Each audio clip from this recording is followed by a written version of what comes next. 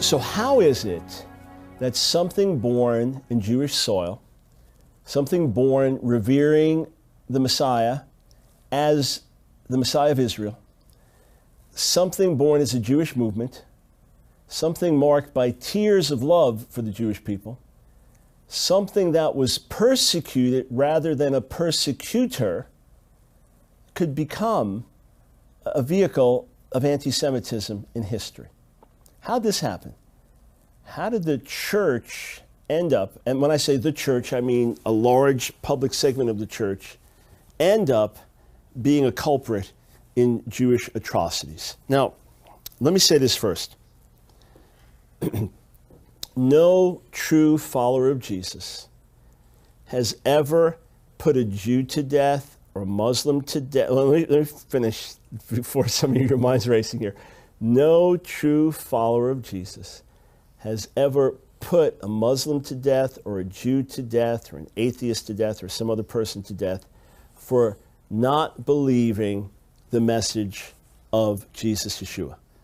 Oh, there have been professing Christians preaching a message far away from the message of Yeshua who have put people to death, Jews at the top of the list for not complying. In 1215, the Fourth Lateran Council of the Catholic Church, it was determined that the elements of communion, as Christians remember the death of Jesus by eating bread and drinking wine or grape drink, to remember his body and his blood, that the Lateran Council declared that the body, that the wafer, the bread, and the wine were literally the body and blood of Jesus. And then some of these Catholic leaders said, wait a second. These Jews, they can get back at Jesus. They hate him so much. And the accusation came that some of them kidnapped a wafer, a communion wafer, and tortured it. You said, well, what a stupid outlandish. Oh, yes, stupid outlandish. Jews were burned at the stake over that. Whole communities of European Jews were persecuted over the notion that Jews tortured and killed a communion wafer. I kid you not. How did these horrific things take place? Paul warned about it. Romans chapter 11, Paul is writing to Jewish believers in the city of Rome. He said, consider therefore the kindness and sternness of God. Sternness to those who fell, meaning Jews who didn't believe in the Messiah, but kindness to you, meaning Gentiles who became believers, provided that you continue in his kindness. The church that persecuted Jews and others did not continue in his kindness. The church that instituted laws to make Jews second-class citizens did not continue in his kindness. And therefore, these people were cut off. They were no more Christians than the man in the moon was a Christian. They were no more Christians than Osama bin Laden was a Christian in terms of being true to the faith, as they murdered Jews who wouldn't be baptized. Paul says this is kindness to you, provided that you continue in his kindness. Otherwise, you also will be cut off.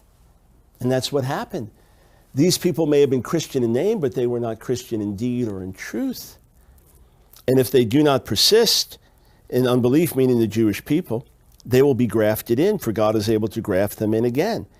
After all, if you were cut out of an olive tree that is wild by nature, and contrary to nature, were grafted into a cultivated olive tree, how much more readily would these, the natural branches, be grafted into their own olive tree? How much more natural is it for a Jew to come back and have faith in the Jewish Messiah?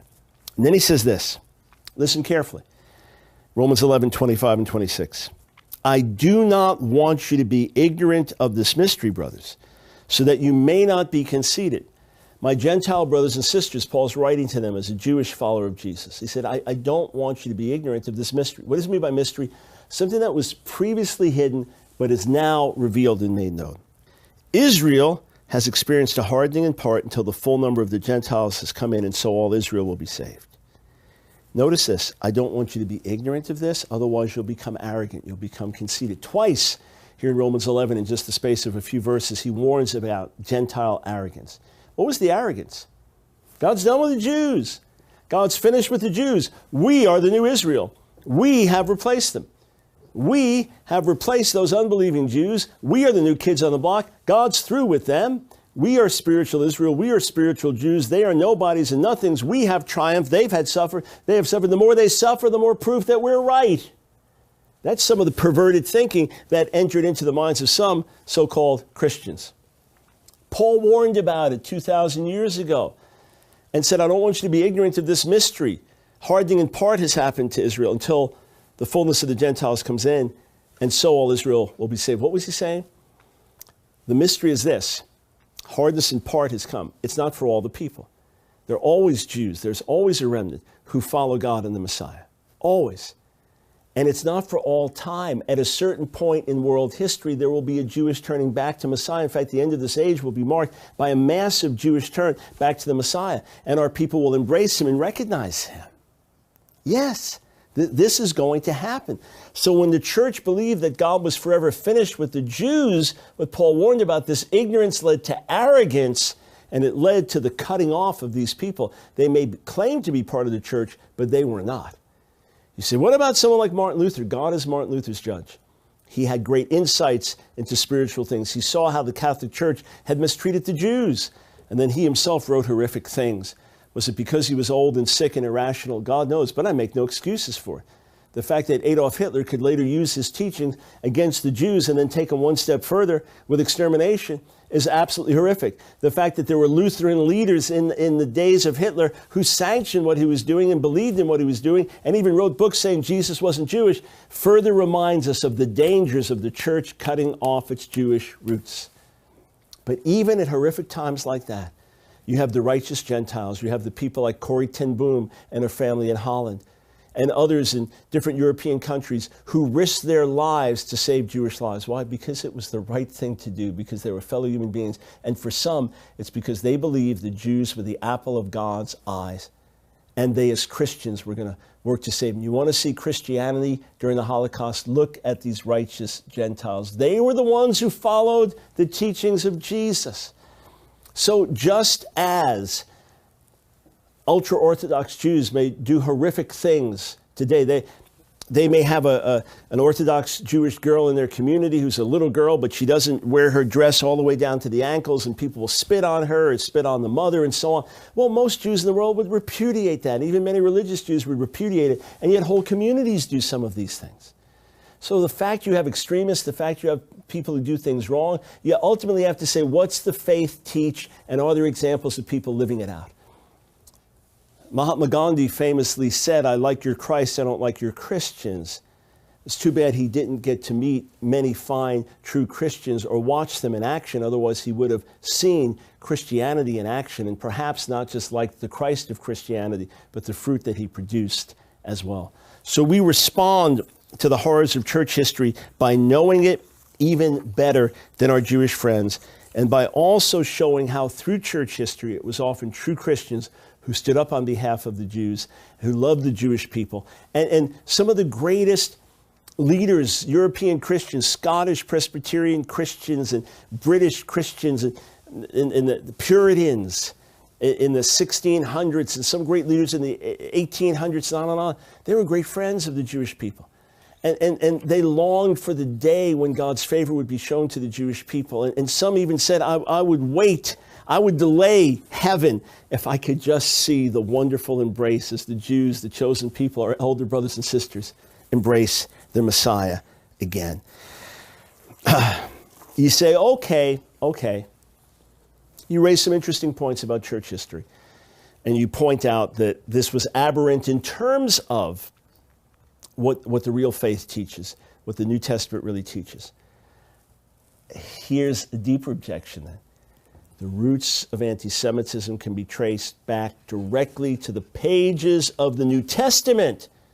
And when we go back to the pages of the New Testament, there we see firsthand that the Gospels were anti-Semitic, and Paul was anti-Semitic. And that's how we know without a doubt that Christianity, when it's true to its roots, is anti-Semitic. So is there anti-Semitism on the pages of the New Testament?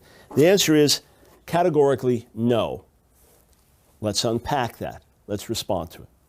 Number one, to speak words of judgment against Jewish people, to say that Jews were stiff-necked or hard-hearted, To say that the people of Israel are rebellious is not to be anti-Semitic. Otherwise, Moses was anti-Semitic, and Ezekiel was anti-Semitic, and Isaiah was anti-Semitic, and Jeremiah was anti-Semitic, and God himself was anti-Semitic. Yeah, in my book, The Real Kosher Jesus, I have a little test. It's a cute little test. It's in a chapter on Yeshua being a prophet, therefore a threat to the religious establishment. And I quote Professor Dan Cohen-Sherbach, a leading Reformed Jewish scholar, an American who lives in Wales. He said, like the prophets of the Hebrew Bible, Jesus can be seen as the conscience of Israel. This is a rabbi writing this, and a professor. In his confrontation with the leaders of the nation, Jesus echoed the words of the prophets by denouncing hypocrisy and injustice. As a prophetic figure, this image of Jesus should be recognizable to all Jews. Interesting. So I've got this quiz. I have 10 quotes, and you have to guess who said these. Was it Moses? Was it Yeshua? Was it Jeremiah? Was it Isaiah? Was it Ezekiel? And some of them speaking on behalf of the Lord, thus saith the Lord. I went through this 10 quiz test, or 10 question quiz, with a leading Christian radio host, and he got most of the answers wrong. So let's just do this, for example. You say, what's the point? I don't get it. Where Yeshua denounces religious hypocrisy, when he denounces some of the religious leaders of the day, he was standing in the tradition of the prophets. There was nothing anti-Semitic about it. As the Jewish scholar Claude Montefiore said, Jesus does not preface his speeches with thus saith the Lord, but in the conviction of inspiration and the assurance that he too was called and chosen by God to do a certain work, he entirely resembles Amos, Isaiah, and Ezekiel. So who said this? The Lord saw this and rejected them because he was angered by his sons and daughters. I will hide my face from them, he said, and see what their end will be. For they are a perverse generation, children who are unfaithful. Was it Moses? Was it Isaiah, Jeremiah, Ezekiel, Jesus? That was Moses, speaking on behalf of the Lord. How about this one? Tell the Israelites, you are a stiff-necked people. If I were to go with you even for one moment, I might destroy you. Who said that? That sounds anti-Semitic. No, that was God speaking through Moses. How about this? Go now, write it on a tablet for them, and inscribe it on a scroll, that for the days to come it may be an everlasting witness. These are rebellious people, deceitful children, children unwilling to listen to the Lord's instruction. Who said that? Isaiah, speaking for the Lord. How about this? For you are like whitewashed tombs, which outwardly appear beautiful, but within are full of dead people's bones and all uncleanness. So you also outwardly appear righteous to others, but within you are full of hypocrisy and lawlessness. That was Yeshua. You see, Yeshua spoke to fellow Jews, and he did this as a prophetic witness to his people. I could go on with this, but you get the feel for it. So when Stephen rebukes his people as stiff-necked, he's repeating what God spoke through Moses, what God spoke through Ezekiel, what God spoke through the other prophets. You say, yeah, but the New Testament's a Christian book. No, it's a Jewish book. And the one possible non-Jew among them, Luke, may have been a Gentile God-fearing proselyte, not a full convert to Judaism, but a God-fearer, a man who feared and worshiped the God of Israel as a Gentile. The New Testament is written, with the exception possibly of Luke, everyone else was Jewish who wrote it. You say, but what about Jude? That was Judah.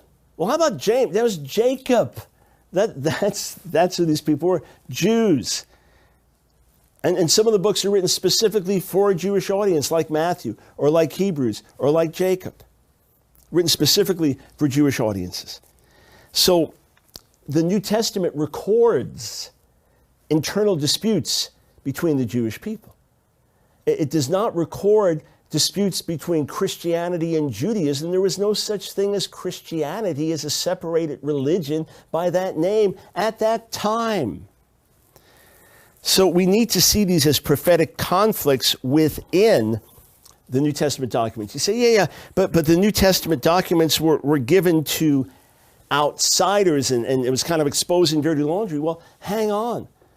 When the Hebrew scriptures were translated into Greek a couple hundred years before the time of Jesus, that made them accessible to the masses of people in the ancient Greek-speaking world. And when Gentiles would come to the synagogues and hear the scriptures read, they'd hear these very verses in the Hebrew scriptures that could be called anti-Semitic. So it's not anti-Semitic when it's within the family and a prophetic witness is saying, there's a lot of hypocrisy, you need to repent or judgment's going to come. Yeshua, the great prophet, did what the previous prophets had done and Moses himself had done. He spoke on behalf of God. And let me share this with you. In an earlier lecture, I mentioned a rabbi, a Hungarian rabbi, in fact, Yechiel Lichtenstein, who was hostile to Christianity until he saw Christians standing up for the Jewish people. He began to wonder. He picked up a New Testament that he had thrown across his room 40 years earlier, was in the corner of his study, laying on the ground covered with dust. This is what he wrote when he started reading the New Testament. Years later, he said, I had thought the New Testament to be impure, a source of pride, of selfishness, of hatred, and of the worst kind of violence.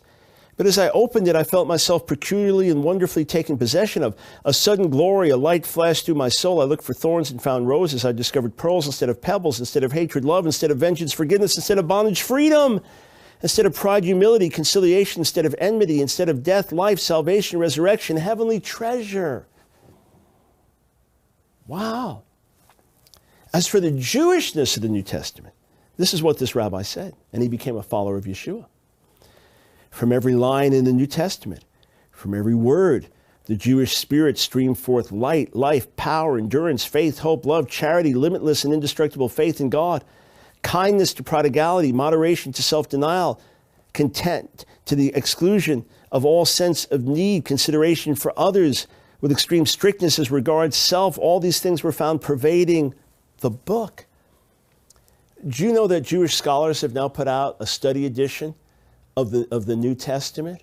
Jewish study Bible for the New Testament by Jewish scholars who don't believe in Jesus. They put it out for Oxford University Press, and they missed many of the aspects of Jewish background to the text, in fact. Yeshua said this, John 4:22, salvation is from the Jews. Paul said this, that the Jewish people, even if at that time they were enemies of the gospel, he said they were loved by God on account of the patriarchs. He said from a spiritual standpoint, there was much advantage in every way in being born Jewish because the Jews had the words of God, the scriptures.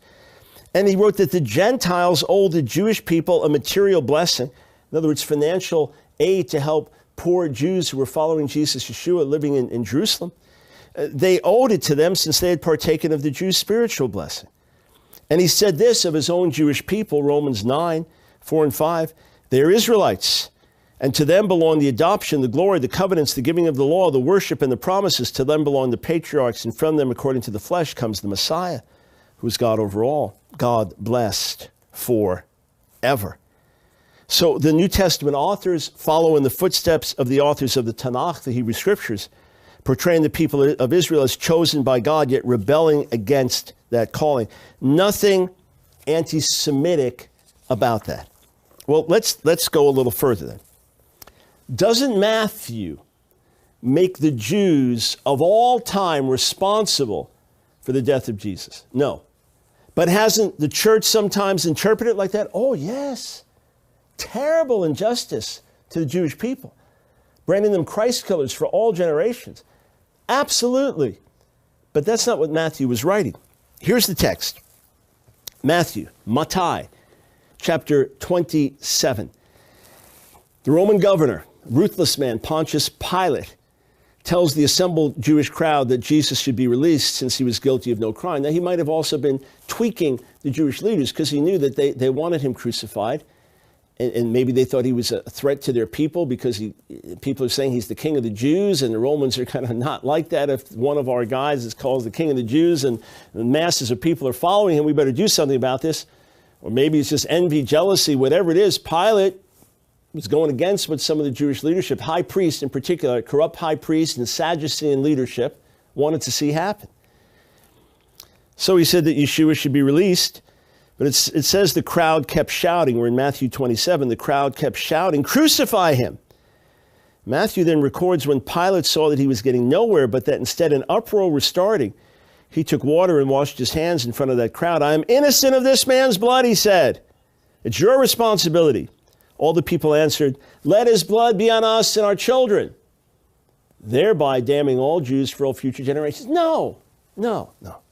First, the Jewish crowd there did not represent the whole Jewish nation. Remember, a lot of the things that were done against Yeshua were done stealthily because it says the people thought he was a prophet. The masses of people resonated with him. They liked this miracle worker. They liked this teacher, this humble man, this man who exposed the hypocrisy of some of the religious leaders. They loved him. So this Jewish crowd here, number one, does not represent all of the people of Israel for all time. How could they? And number two, all they're saying is, fine, we take responsibility. That's what this phrase means, his blood be on us. We take responsibility. His blood be on us and on our children. If we're guilty of this, fine, we take responsibility. Let us suffer and let our children suffer. And that's what happened. They did suffer, and their children did suffer with the destruction of Jerusalem in the Jewish revolt that took place one generation later. That's what happened. End of story. End of story. This is not blood guilt for the rejection of Messiah in all generations of Jews. Now, when a Jewish person comes to faith in Jesus, he repudiates the rejection of Yeshua by the leadership of Yeshua's day. Yeah, by doing that, saying, well, I differ, and I differ what the rabbis have taught through the centuries, saying he's not our Messiah. But they don't say, I personally repudiate my role in the death of Jesus because I was one of those Jews. No. Here's how we're all complicit in his death. He died for our sins. He died for the sins of the human race. Every human being, whoever this person is, on a certain level can say, I'm guilty. My sins nailed him to the cross. But what does Yeshua say when he's hanging on the cross and he's being crucified? Father, forgive them. They know not what they do. Well, he's just forgiving the Romans, the Roman soldiers? That's all he meant? That's all he's referring to? Raymond Brown, Catholic scholar, brilliant scholar, but by no means a fundamentalist, he said this, that when you read this account, it seems very reasonable. First, he notes that one must understand that religious people could have disliked Jesus. Competition?